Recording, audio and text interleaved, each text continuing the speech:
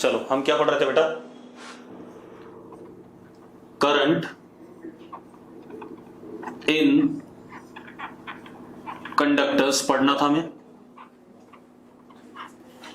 Current in conductors. दूसरा, इसको explain कैसे कर रहे थे? Explained bye electron gas model. अब जरा करके देखते हैं। Explained bye electron gas model. ठीक है, ये कहानी है हमारे पास। अब जरा देखो क्या क्या है इशू हमारे पास। सपोज मैंने कोई कंडक्टर लिया,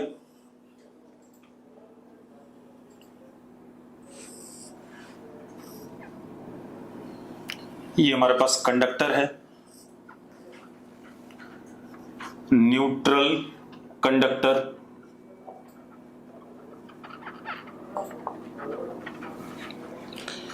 अब अप्रोक्सीमेटली एक एटम का size, volume of atom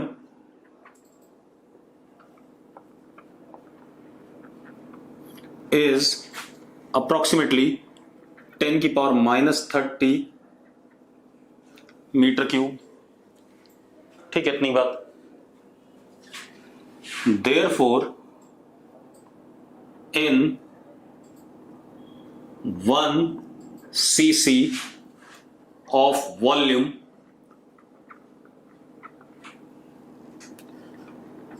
number of atoms approximately 10 की power 23।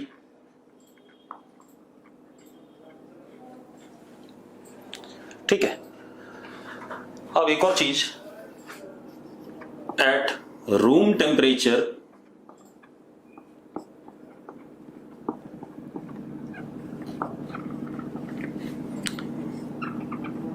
conducting atoms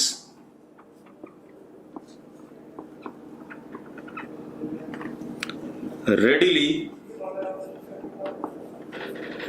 lose their valence shell electrons. ये भी हमें पता है। ठीक है, and electrons are free to move randomly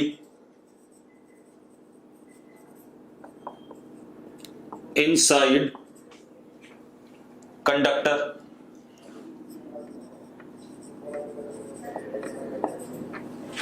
randomly freely move करेंगे inside conductor due to thermal kinetic energy and ionized atoms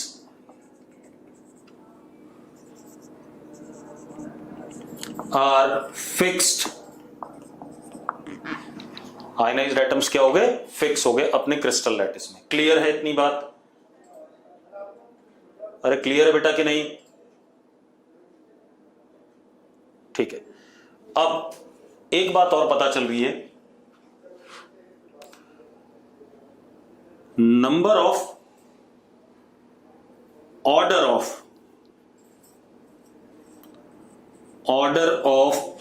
number of free electrons per cc is approximately 10 की power 23। क्योंकि अगर मिनिमम एक एटम एक electron छोड़ता है तो 10 की पावर 23 के अप्रोक्सीमेटली क्या हो जाएंगे? नंबर ऑफ इलेक्ट्रॉन्स हो जाएंगे। अगर 2 छोड़ता है तो 2 इंटू 10 की पावर 23, 3 छोड़ता है तो 3 इंटू 10 की पावर 23। ये कहानी आ गई। राहुल नागपाल कह रहा है थर्मल काइनेटिक एनर्जी का मतलब, भाई ये पिछले साल थर्मोडायनेमिक्स में हमने पढ़ा था कि अगर टेम्परेचर T है तो किसी भी एटम, मॉलिक्यूल, इलेक्ट्रॉन या सब एटॉमिक पार्टिकल के पास काइनेटिक एनर्जी होगी ड्यू टू टेम्परेचर। ठीक है, और वो होती है degree of freedom bye 2 Boltzmann constant into T। पढ़ा था कि नहीं पढ़ा था? तो भाई थोड़ा सा ध्यान रखो। अब order of number of free electrons पर सीसी क्या हो गया? 10 की पावर 23। ठीक है, अब आप एक चीज देखो, मैंने क्या करा, आयनाइज्ड एटम्स को सर्कल में बनाया और ये फिक्स्ड है अपनी जगह पर, ये मूव नहीं करेंगे। ठीक है, क्रिस्टल लैटिस में अपने आप फिक्स है। मैं कम बना रहा हूं क्योंकि बहुत होंगे, एक सीसी में 10 की पावर 23 है, तो अगर मैं एक सीसी लूंगा तो इतना छोटा सा एरिया आएगा, उसमें 10 की पावर 23 बनाना मेरे लिए बहुत मुश्किल है। इनके करस्पॉन्डिंग फ्री इलेक्ट्रॉन्स।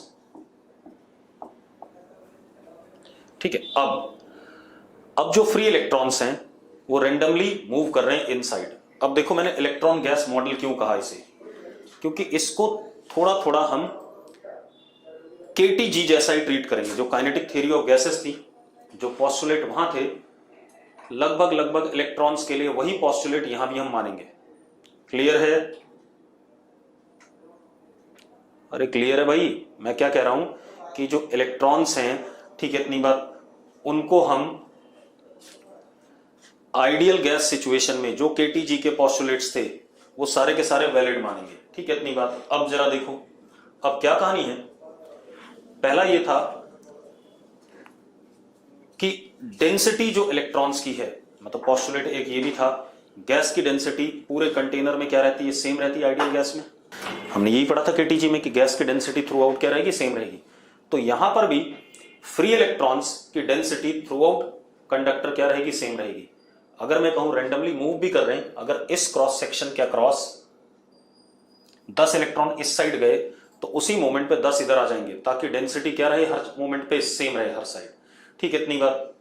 ठीक है, चलो अब देखो भाई, order of number of free electrons इतना है। अब डेंसिटी फ्री इलेक्ट्रॉन्स की थ्रू आउट कंटेनर क्या रहे, कंडक्टर क्या रहेगी? सेम रहेगी। ठीक है, अब क्या कहानी है जरा देखो, इन इलेक्ट्रॉन्स की डेंसिटी हर जगह सेम है, जितने फ्री इलेक्ट्रॉन्स का चार्ज है उतना ही पॉजिटिव आयंस का चार्ज है, तो कंडक्टर अभी भी क्या है? न्यूट्रल है। सिंस कंडक्टर इज न्यूट्रल,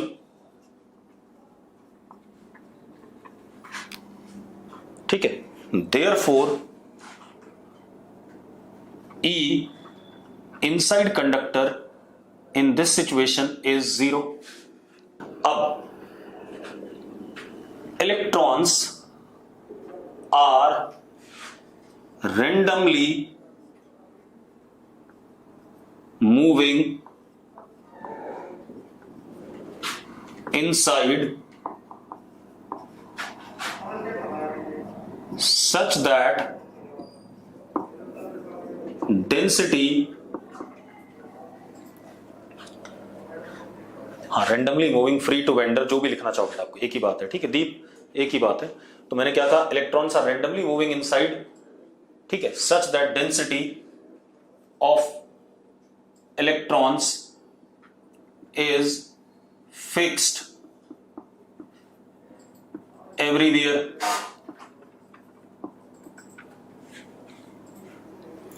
ठीक है भाई, अब देखो जरा, ये कहानी आ गई।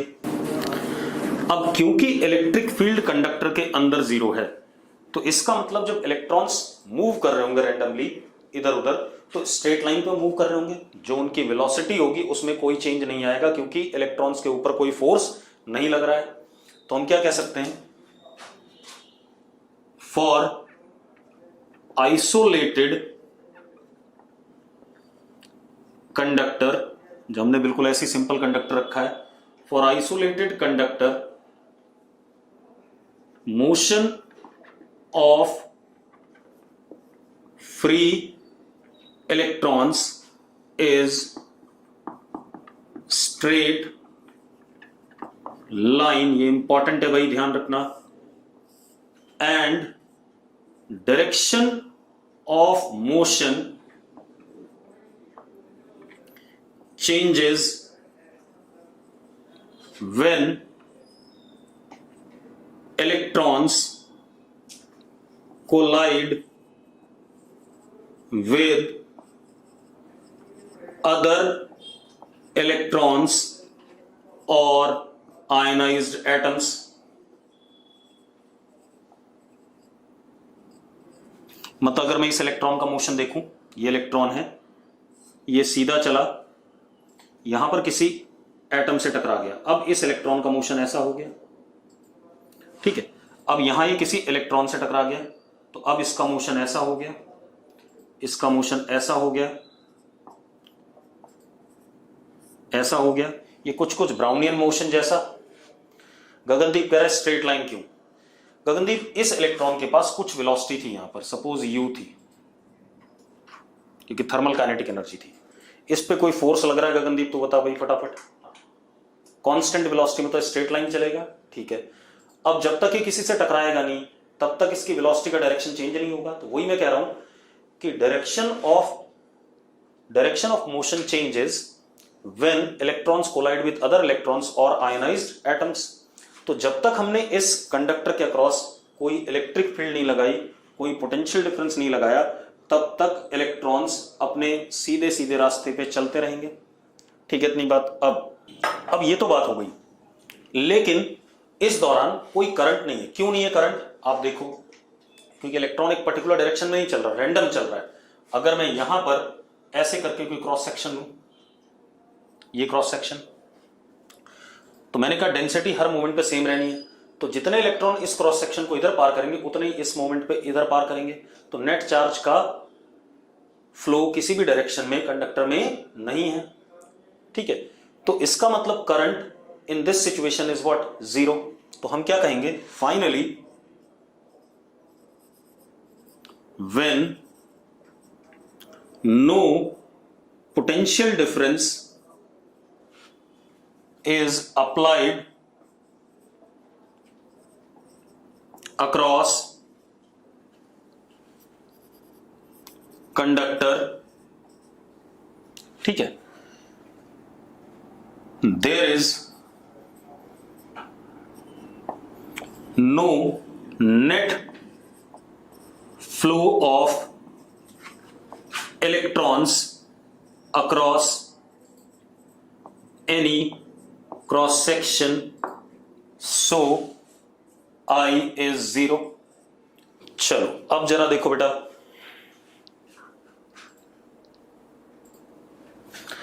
अब हम क्या करते हैं, क्योंकि हमें क्या करना है, करंट फ्लो कराना है। करंट फ्लो कराने के लिए हमें चार्ज को एक पर्टिकुलर डायरेक्शन में चलवाना पड़ेगा, ड्रिफ्ट कराना पड़ेगा, ताकि क्रॉस सेक्शन को पार करता रहे एक पर्टिकुलर डायरेक्शन में, तब करंट आएगा। तो उसके लिए मुझे कुछ मैकेनिज्म लगाना पड़ेगा, ठीक है, कुछ वर्क करना पड़ेगा। देखो अभी मैंने कंडक्टर ऐसे ही रख दिया था, कोई करंट नहीं आया, ठीक है। अब आप एक चीज देखो, मेरे हाथ में एल्युमिनियम का ये क्या कहते हैं, मार्कर है। अब इसमें मैंने कोई पोटेंशियल डिफरेंस नहीं लगाया हुआ है, मैंने इसको पकड़ रखा है, तो मुझे कोई करंट नहीं लग रहा, क्योंकि इसमें कोई करंट है ही नहीं, क्योंकि there is no net flow of free electrons in any particular direction. Clear है? अब मैंने क्या करा, ये कंडक्टर है हमारे पास,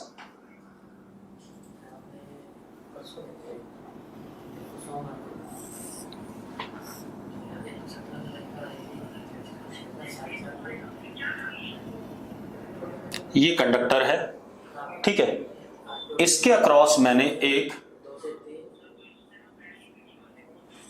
आइडियल बैटरी लगा दी, पोटेंशियल डिफरेंस ई की। क्या लगा दी बेटा? एक आइडियल बैटरी लगा दी, पोटेंशियल डिफरेंस ई की। Now battery of EMF E is connected across conductor. Now battery of EMF E is connected across conductor. अब मेरी बात सुनो भाई, अब मैं इसमें आयंस नहीं दिखाऊंगा, हालांकि आयंस भी होंगे, लेकिन आयंस चलते नहीं है तो उनका कोई रोल है नहीं। मैं सिर्फ फ्री इलेक्ट्रॉन्स दिखाऊंगा, ठीक है। तो मान लो ये एक फ्री इलेक्ट्रॉन है, इसकी चलो अभी बाद में दिखाएंगे। अब मैंने जब बैटरी लगाई तो इसमें इलेक्ट्रिक फील्ड भी डेवलप हो गई कंडक्टर के अंदर, क्योंकि यहां का पोटेंशियल E और यहां का क्या, 0। तो इसमें इलेक्ट्रिक फील्ड डेवलप हो गई कि नहीं हो गई? अरे यस और नो? ठीक है। Now battery of EMF is connected across conductor, therefore electric field is developed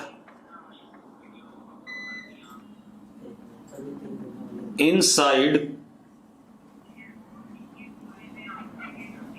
conductor. Electric field is developed inside conductor. ठीक है, अब मेरी बात सुनो। अगर मैं किसी एक पर्टिकुलर इलेक्ट्रॉन की बात करूं तो इस इलेक्ट्रॉन की वेलोसिटी यहां पर सपोज u है। अब इलेक्ट्रिक फील्ड देखो जरा, इधर की तरफ डेवलप होगा, आगे की साइड में, क्योंकि higher potential and lower potential. अरे यस और नो? इलेक्ट्रिक फील्ड का direction from higher to lower होगा। अब तो इलेक्ट्रॉन पे जो फोर्स लगेगा वो किधर लगेगा? इलेक्ट्रिक फील्ड के अपोजिट लगेगा।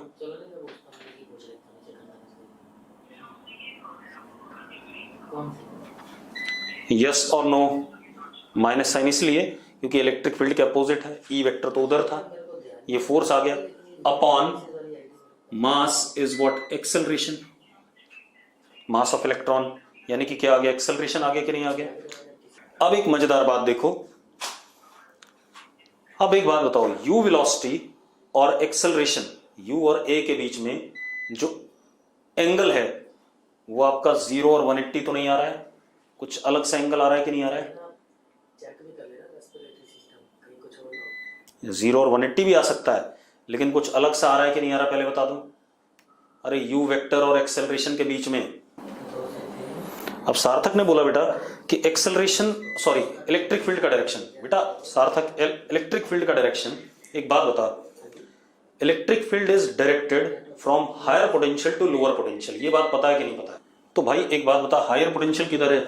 इधर है, और लोअर किधर है? इधर। तो इलेक्ट्रिक फील्ड कुछ ऐसा ही तो होगा, मैं एग्जैक्ट डायरेक्शन नहीं बता रहा हूं, लेकिन होगा कुछ ऐसा ही। तो एक्सेलरेशन क्या होगा? उसके अपोजिट, क्योंकि नेगेटिव चार्ज पे फोर्स देख रहे हैं हम। ठीक है, अब एक बात बताओ, इसका जो मोशन होगा वो कुछ कर्विलीनियर होगा कि नहीं होगा? कर्विलीनियर होगा या नहीं, पहले बता दो। ठीक है, अब ये यहां पर किसी चीज से टकराया, किसी चीज से मतलब किससे टकरा गया? इलेक्ट्रॉन से या किसी पॉजिटिव आयन से। मान लेते इसकी वेलोसिटी ये यहां पे u1 थी, यहां पर क्या हो गई? u2 हो गई। अब अगेन एक्सेलरेशन ऐसा होगा,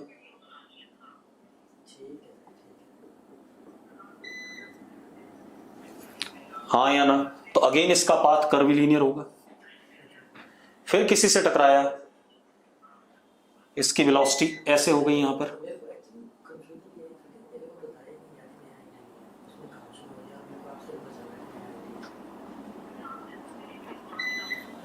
ठीक है। अब आप लोग मुझे बताओ कि किन्हीं भी दो सक्सेसिव कोलिजन के बीच में मोशन ऑफ फ्री इलेक्ट्रॉन अब कैसा है? कर्विलीनियर है। कैसा है? कर्विलीनियर है। ठीक है, अब मैं क्या कह रहा हूं, now we can say that motion of free electron between any two successive collision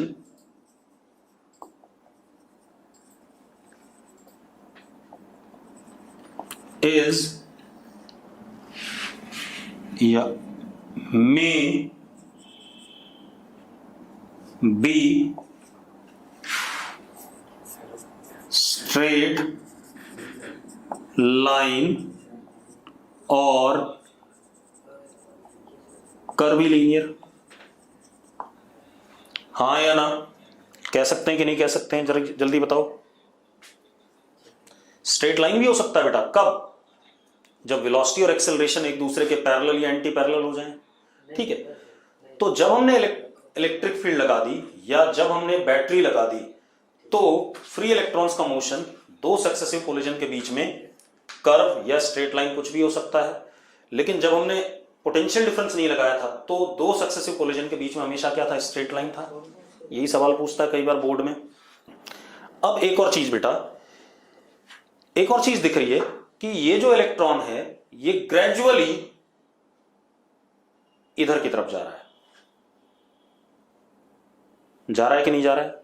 ठीक है, तो मतलब ऐसे ही अगला इलेक्ट्रॉन भी ऐसे ही जा रहा होगा, अगला भी ऐसे ही जा रहा होगा, अगला भी ऐसे ही जा रहा होगा। जितने भी फ्री इलेक्ट्रॉन होंगे सारे के सारे कुछ ऐसी कर्व पाथ या स्ट्रेट लाइन पाथ करके ड्रिफ्ट कर रहे होंगे किधर की तरफ, पीछे की तरफ।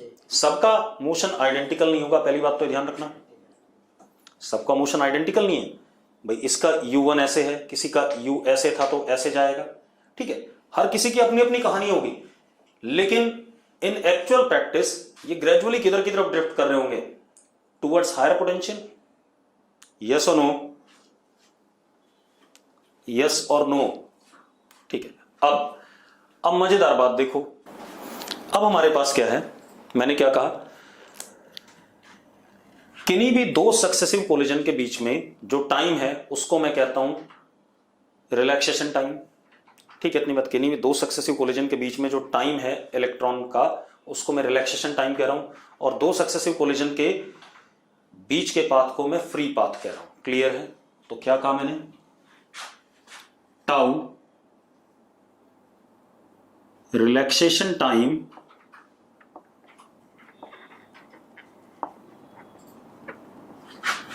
between any two successive collision, ठीक है। अब एक चीज देखो, क्या एक ही इलेक्ट्रॉन है? ऐसा तो नहीं है। एक सीसी में 10 की पावर 23 इलेक्ट्रॉन्स थे, ठीक है। तो क्या सारे इलेक्ट्रॉन्स का मोशन, एक सीसी में 10 की पावर 23 थे, कंडक्टर तो बड़ा है फिर भी, तो मतलब बहुत सारे फ्री इलेक्ट्रॉन्स हैं, और बहुत सारे फ्री इलेक्ट्रॉन्स हैं तो उनके मोशन को अगर हम अलग अलग करके पढ़ेंगे तो हमारे बस का नहीं है, ठीक है, या किसी के बस का भी नहीं है। तो जब क्वांटिटी बहुत लार्ज अमाउंट में होती है तो हम स्टैटिस्टिकल अप्रोच लगाते हैं, जैसा हम थर्मोडायनेमिक्स में करते थे। तो हम कैसी अप्रोच लगाते हैं, स्टैटिस्टिक्स की बात करते हैं। स्टैटिस्टिक्स का मतलब हम एवरेज की बात करेंगे। किसकी बात करेंगे बेटा? एवरेज की बात करेंगे। क्लियर है? तो मैंने क्या करा, सारे फ्री इलेक्ट्रॉन्स की बात करी। पहले फ्री इलेक्ट्रॉन की वेलोसिटी आफ्टर सम टाइम या फर्स्ट कोलिजन के बाद, चलो उससे पहले रुको, तो tau is what, relaxation time. अब देखो, अगर इलेक्ट्रिक फील्ड ना होता तो इसकी वेलोसिटी क्या होती, u1, हाँ या ना? इसकी वेलोसिटी क्या होती, u2। चलो ऐसे देखो, ये कंडक्टर है हमारे पास, दोबारा से देख लो एक बार, ये इलेक्ट्रॉन है without potential difference, battery connect किए हुए, ये ऐसे जाता, यहां किसी से टकराया, स्ट्रेट लाइन, फिर किसी से टकराया, स्ट्रेट लाइन, फिर किसी से टकराया, स्ट्रेट लाइन, फिर किसी से टकराया, स्ट्रेट लाइन, फिर किसी से टकराया, स्ट्रेट लाइन। ऐसा मोशन होता कि नहीं होता इसका, रैंडम सा? अरे यस और नो? तो मैं क्या कहता, और एक और चीज, डेंसिटी, अच्छा ये u1, ये u2 वेक्टर, ये u3 vector, u4 and so on, क्योंकि density of free electrons throughout the conductor is same, मतलब डेंसिटी कभी चेंज नहीं हो रही। तो मैं क्या कह देता, u average is summation of ui vector upon n, ठीक है, number of collisions, and this would have been equal to what, 0। और हमने पढ़ा है एवरेज वेलोसिटी kTg में गैसियस एटम्स या मॉलिक्यूल्स की क्या होती है, 0 होती है। पढ़ा कि नहीं पढ़ा हमने? अरे यस और नो? वही बात यहां भी कह रहा हूं कि फ्री इलेक्ट्रॉन्स अगर कोई पोटेंशियल डिफरेंस नहीं लगाया हमने तो एवरेज वेलोसिटी उनकी क्या होगी, 0 होगी। अब सुनो बेटा, अब इसके बाद क्या कहानी हमारे पास, अब अब यहां देखते हैं, अब मैं क्या करता हूं, इस इलेक्ट्रॉन की कहानी पूरी देखता हूं, इसके एवरेज की बात करता हूं या सारे इलेक्ट्रॉन्स के एवरेज की बात करता हूं। ठीक है, इतनी बात। तो अब जरा देखो हमारे पास क्या आ गया, V1 is equal to U1 plus A into tau 1, V2 is equal to, क्योंकि स्टैटिस्टिकल अप्रोच हमें बहुत सारे फ्री इलेक्ट्रॉन्स का मोशन एक साथ पढ़ना है तो मैं एवरेज लूंगा। ठीक है, V2 is U2 plus A tau 2, A सबका सेम होगा क्योंकि इलेक्ट्रिक फील्ड तो सेम मतलब E मानी गई है। ठीक है, as such Vn is equal to UN plus A into tau n। अब मैं अगर एवरेज लेना चाहूंगा तो मैं क्या करूंगा, एवरेज वेलोसिटी को हम कहते हैं Vd, ड्रिफ्ट वेलोसिटी, जिस वेलोसिटी से free electrons on an average क्या कर रहे हैं, इधर की तरफ ड्रिफ्ट कर रहे हैं। ठीक है, क्योंकि हमें ये देखने पे ये पता चल रहा था कि फ्री इलेक्ट्रॉन्स अब ग्रेजुअली उधर की तरफ जा रहे थे, लेकिन अगर मैं अलग अलग पढ़ता तो सबका मोशन पढ़ना बड़ा दिक्कत वाला काम हो जाता। तो मैंने क्या करा, एवरेज ले लिया सब, क्योंकि अलग अलग अगर मैं सबका मोशन पढ़ता तो बहुत परेशानी होती। तो मैंने क्या करा, सबके मोशन का एवरेज ले लिया और मैंने कहा कि इस एक पर्टिकुलर एवरेज वेलोसिटी से, एक्चुअल में इस वेलोसिटी से ड्रिफ्ट भी नहीं करता है। ठीक है, इतनी बात। लेकिन ये ऑन एन एवरेज ऐसी वेलोसिटी है जिससे हम मान सकते हैं कि सारे इलेक्ट्रॉन्स ड्रिफ्ट कर रहे हैं। क्लियर है इतनी बात? अगर क्लियर है तो यस लिखो फटाफट। ठीक, अब हम क्या कह रहे हैं, this would be equal to summation ui upon n plus a summation tau i upon n। ये आ गया कि नहीं आ गया? अब आप एक चीज देखो, जो पहली टर्म है एवरेज की, ये 0 आ गई, हमने अभी पढ़ा है। तो Vd comes out to be A into tau mean. इसको हमने क्या कहा, टाउ मीन, क्योंकि सारे टाइम का सम अपॉन नंबर ऑफ कोलिजन्स, सारे रिलैक्सेशन टाइम का सम upon number of collision will give me what, tau mean. Yes और नो? ऐसा ही हमने केटीजी में भी करा था। अब Vd is equal to acceleration minus e upon m into tau mean. ये आ गया कि नहीं आ गया? आ गया भाई। तो ये हमारी क्या आ गई, ड्रिफ्ट वेलोसिटी आ गई। आ गई कि नहीं? अब हम ये कह सकते हैं कि जो ड्रिफ्ट वेलोसिटी होगी, मतलब अब हम हर इलेक्ट्रॉन की ड्रिफ्ट वेलोसिटी ये मान सकते हैं। एक्चुअल में हर इलेक्ट्रॉन की ये वेलोसिटी हर इंस्टेंट पे नहीं है, लेकिन हम ये मान सकते हैं कि हर इलेक्ट्रॉन इसी वेलोसिटी से इलेक्ट्रिक फील्ड के अपोजिट डायरेक्शन में चलता हुआ इधर की तरफ आ रहा है। ये मान सकते हैं हम। इन एक्चुअल प्रैक्टिस जरा देखो, यहां पर वेलोसिटी कितनी, u1 है, लेकिन मैं मान क्या रहा हूं उसकी वेलोसिटी क्या आई फाइनली एवरेज में, Vd आ गई। क्लियर है? अब क्या कहानी बेटा, अब देखो, तो एक्चुअल प्रैक्टिस में ये इलेक्ट्रॉन u1 से चल रहा था, लेकिन जब हम पढ़ेंगे तो हम क्या मानेंगे, कितने से ड्रिफ्ट कर रहा है, Vd से। ठीक है, किससे मानेंगे, Vd से, और इलेक्ट्रिक फील्ड के किधर, अपोजिट डायरेक्शन में मानेंगे। क्लियर है? अब देखो, अब क्या कहानी है, तो drift velocity comes out to be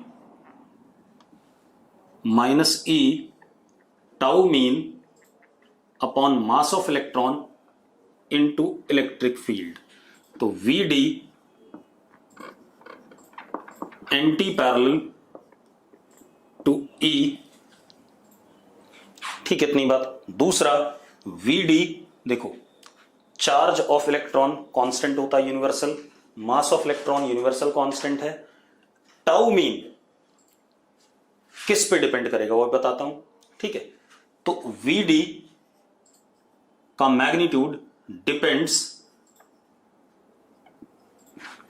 on tau mean and electric field का मैग्नीट्यूड। इन्हीं दो फैक्टर पे डिपेंड कर रहा है। अरे यस और नो, यस और नो? तो अब जैसे कई बार क्या होता है, किताबों में लिखा होता है कहीं पर कि ड्रिफ्ट वेलोसिटी कांस्टेंट होती है, उसका ऑर्डर 10⁻⁴ या -5 सेंटीमीटर पर सेकंड होता है। तो गलत बात लिखी है भाई। जो ड्रिफ्ट वेलोसिटी होती है वो इलेक्ट्रिक फील्ड के मैग्नीट्यूड के प्रोपोर्शनल होती है, ठीक है, और टाउ मीन के प्रोपोर्शनल होती है। ठीक, अब क्या कहानी है, सबसे पहले मैं टाउ मीन को क्या कहते हैं बता लूं, किस पे डिपेंड करेगा। टाउ मीन क्या है, एवरेज ऑफ रिलैक्सेशन टाइम्स, मतलब दो सक्सेसिव कोलिजन के बीच के टाइम्स का एवरेज। अब एक बात बताओ, अगर कोलिजन जल्दी जल्दी होने लगे तो टाउ 1, टाउ 2, टाउ 3 सब छोटे हो जाएंगे। अब क्या कहानी, मैं क्या कह रहा हूं, अगर कोलिजन जल्दी जल्दी हो तो टाउ 1 छोटा, टाउ 2 छोटा, टाउ 3 छोटा और ये सारे छोटे, तो टाउ मीन भी छोटा, ठीक है। अब क्या कहानी है, मैंने क्या कहा, अगर कोलिजन जल्दी जल्दी होगा तो टाउ 1, टाउ 2, टाउ 3 सब छोटे होंगे तो टाउ मीन भी छोटा हो जाएगा, और कोलिजन अगर देर में होगा सक्सेसिव कोलिजन तो टाउ मीन बढ़ जाएगा। अब कोलिजन जल्दी कब हो सकता है, देखो, इफ टेम्परेचर इज इंक्रीज्ड, अगर कंडक्टर का हम टेम्परेचर बढ़ा दें, ठीक है, इतनी बात, then thermal kinetic energy is large and collisions are frequent, collision जल्दी जल्दी होने लगेंगे तो टेम्परेचर अगर बढ़ता है तो थर्मल काइनेटिक एनर्जी ज्यादा होगी और कोलिजन जल्दी जल्दी होंगे। देयरफॉर टाउ मीन डिक्रीजेस, ठीक है, तो टेम्परेचर बढ़ने पे टाउ मीन क्या करेगा, घटेगा, ठीक है, इतनी बात, कोई दिक्कत नहीं। और इलेक्ट्रिक फील्ड किस पे डिपेंड करती है, इलेक्ट्रिक फील्ड डिपेंड करती है आपने जो बैटरी लगाई और जो आपका कंडक्टर का क्या है कॉन्फ़िगरेशन है, ये ध्यान रखना, ठीक है। तो उसको भी लिख लेते हैं, and electric field depends on EMF and configuration of battery,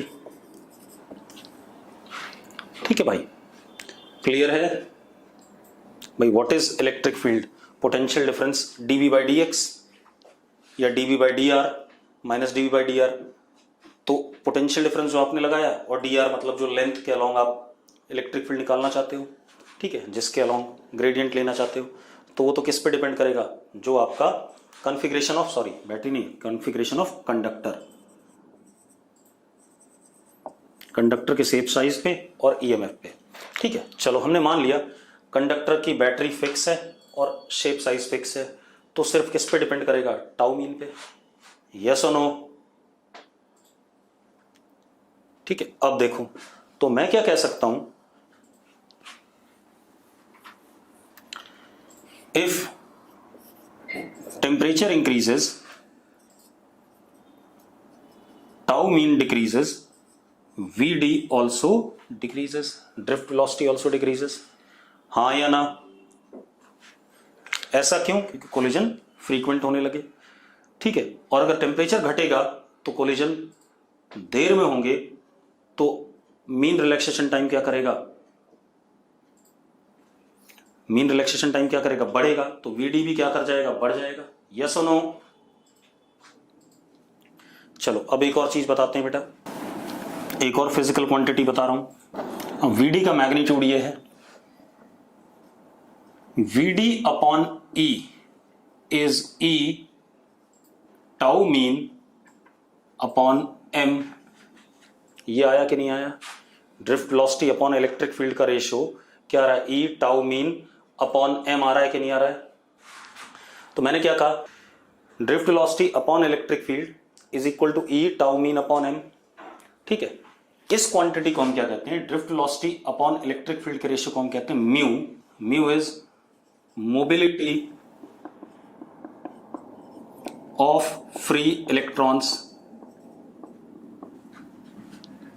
mobility of free electrons, and mobility also depends upon what tau mean, बाकी चीजें तो कांस्टेंट है।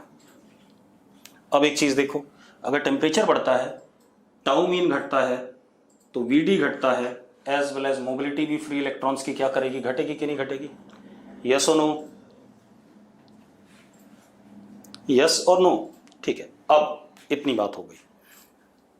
अब एक और चीज बेटा, इतना तो हो गया। अब हम बात करें करंट की। किसकी बात करें? करंट की बात करें। क्लियर है? ठीक है, अब हम ये मानेंगे, अब हम ये चीज नहीं मानेंगे, अब हम क्या मानने वाले हैं कि इस कंडक्टर के अंदर फ्री इलेक्ट्रॉन्स इलेक्ट्रिक फील्ड के अपोजिट डायरेक्शन में वीडी से चल रहे हैं सारे। अब हम इस तरीके से, ये तो हमने मैकेनिज्म था वीडी लाने के लिए, अब हम मानेंगे कि सारे इलेक्ट्रॉन्स वीडी वेलोसिटी से, दैट इज इलेक्ट्रिक फील्ड के एंटी पैरेलल, क्या कर रहे हैं? ड्रिफ्ट कर रहे हैं। ठीक है, अब जरा मेरी बात सुनो। अब देखो बेटा,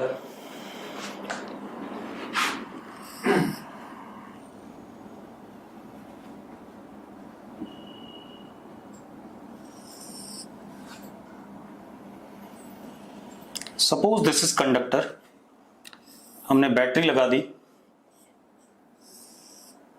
ई। ठीक है, अब आप एक चीज देखो,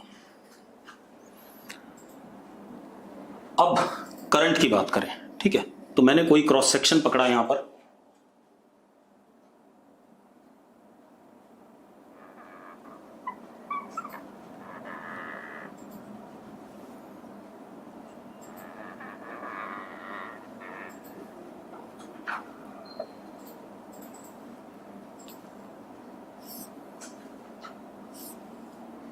ये क्रॉस सेक्शन पकड़ा, इस जगह पे सपोज इस जगह पे इलेक्ट्रिक फील्ड ऐसा है,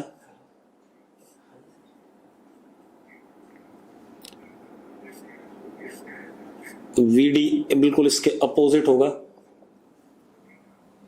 ठीक है, इतनी बात। अब मैंने क्या करा बेटा, मुझे करंट की बात करनी है, तो मैंने यहां पर छोटा सा पोर्शन पकड़ा बेटा, छोटा सा पोर्शन। मैं सिर्फ इस पोर्शन के अक्रॉस जो इलेक्ट्रॉन इधर आ रहे हैं उनकी बात कर रहा हूं। ठीक है, इतनी बात। तो छोटा सा पोर्शन पकड़ा। ठीक है, इतनी बात। अब मेरी बात सुनो, करंट आई डी आई, क्योंकि ये पूरा क्रॉस सेक्शन है। चलो हम क्रॉस सेक्शन थोड़ा सीधा बना लें, आपको दिक्कत आ रही होगी। चलो पहले मैं आपको सिंपल वाला एक्सप्लेन कर दूं, उसके बाद हम इस पे आते हैं।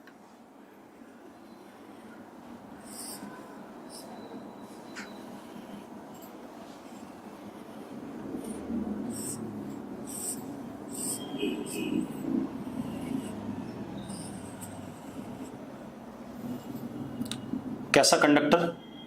Cylindrical conductor.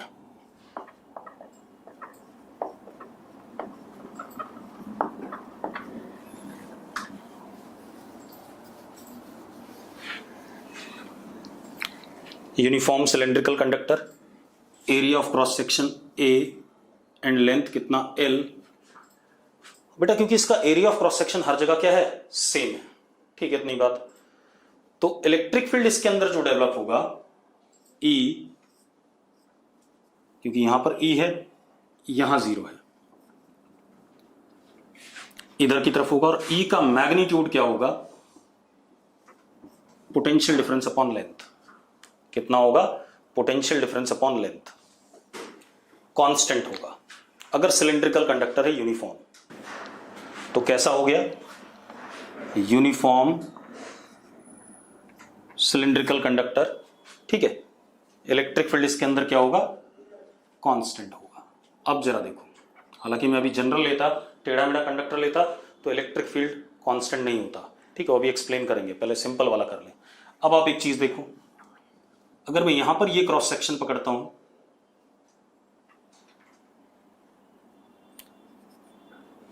x और एक ऐसा dx, तो इलेक्ट्रिक फील्ड यहां पर इस डायरेक्शन में होगा। VD इधर होगा,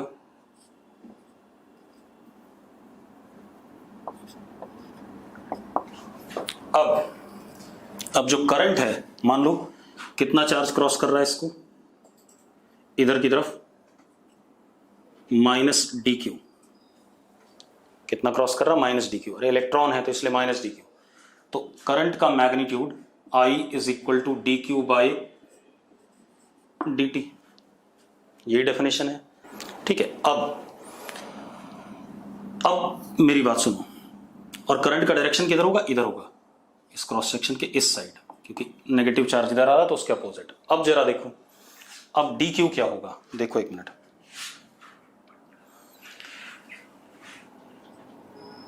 small n a dx by dt। A is area of cross section, dx is this length, small n is number of free electrons per unit volume। मैंने क्या करा, कितना चार्ज इस वॉल्यूम में, छोटे से वॉल्यूम में, n is concentration, number of free electrons per unit volume, तो number of free electrons per unit volume into volume AdX is what, क्या कहते हैं, dq। यस और नो? बेटा मैंने स्मॉल n क्या कहा, small n is given to us, that is number of free electrons per unit volume, that is concentration of free electrons, ये हमें गिवन है। ठीक है, इतनी बात। अब तो NaDX is number of free electrons in this shaded portion. ठीक है, तो dq क्या हो गया, NaDX upon dt is what, current. तो अब dx बाई dt क्या हो गया, Vd, क्योंकि इलेक्ट्रिक फील्ड यूनिफॉर्म है, इलेक्ट्रिक फील्ड कैसी है, कांस्टेंट है इधर की तरफ, तो Vd भी कांस्टेंट होगा इधर की तरफ, क्योंकि what is Vd, Vd is simply minus E tau mean E vector upon small m। अगर इलेक्ट्रिक फील्ड यूनिफॉर्म है तो Vd भी यूनिफॉर्म होगा, बस अपोजिट डायरेक्शन में होगा। तो अब ये Vd आ गया हमारे पास, dx बाई dt। तो I is equal to n e, sorry, अच्छा ये तो वॉल्यूम आया ना, n dx, चार्ज को E से मल्टीप्लाई भी तो करोगे बेटा आप, n into a dx is what, number of free electrons, और चार्ज कितना होगा dq, E से मल्टीप्लाई करोगे कि नहीं करोगे, हाँ। तो अब क्या आ गया, n e a v d, ये हमारे पास क्या आ गया, करंट आ गया कि नहीं आ गया। तो अब जरा भाई, n a dx is number of free electrons and what is charge, उसको E से मल्टीप्लाई कर दो, number of free electrons into charge of single electron, क्या हो जाएगा, NeA Vd, हमारा क्या आ गया, करंट आ गया। लेकिन ये तब आया जब मैंने सिलिंड्रिकल कंडक्टर लिया, अगर मैं थोड़ा सा उल्टा सीधा कंडक्टर लेता तो कुछ अलग मतलब आता यही रिजल्ट, लेकिन डिफरेंशियल फॉर्म में आता। तो उसको हम कल डिस्कस करेंगे, आज नहीं डिस्कस करेंगे, आज हम यहीं पे रोकेंगे इस चीज को। ठीक है, इतनी बात।